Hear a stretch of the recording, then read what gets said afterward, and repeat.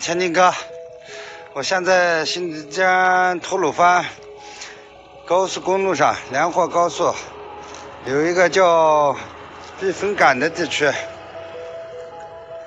一个停车带，我把车停在这里，又看到了这种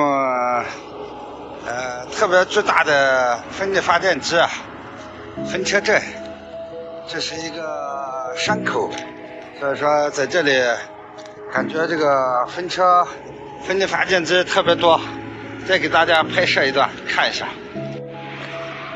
我现在是翻过了这个高速公路的这个隔离栏啊，走到前面去，给大家拍摄一下这个风车阵。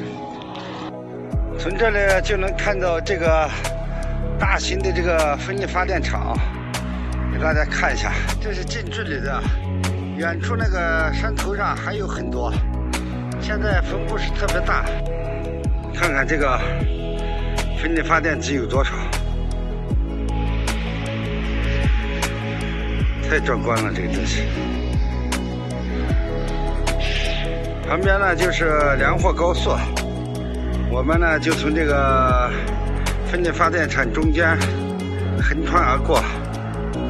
特别多这种大型的这种风力发电机，路上我也见到了好多这个拉风力发电机检验的这个特种改型汽车，特别长。这一片呢也特别多，全是这种大型的风力发电机。新疆不愧是真正的能源大省啊！后头看见那个山脉呢，就是天山山脉了，非常多。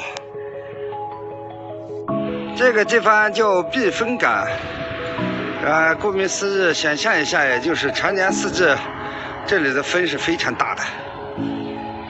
今天还非常幸运，风力很小，大概就是个2级左右的风。有时候我们开车从这里过来以后。风吹着以后，方向都把不直，需要多次的在路上修正方向。所以说这里从这个地形上看，整个就是一个风口。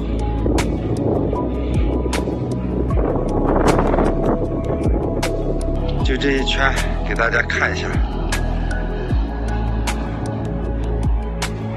也算是给大家分享一下。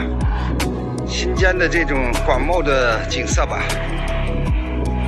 大家可以看一下这个柏树，它的展示都是向一边抖的啊，基本上都是斜的，可见这么矮的作物都吹得向一边抖了，所以说这个地方的这个风是非常大的。看，整个这些柏树啊。都是向一边抖的。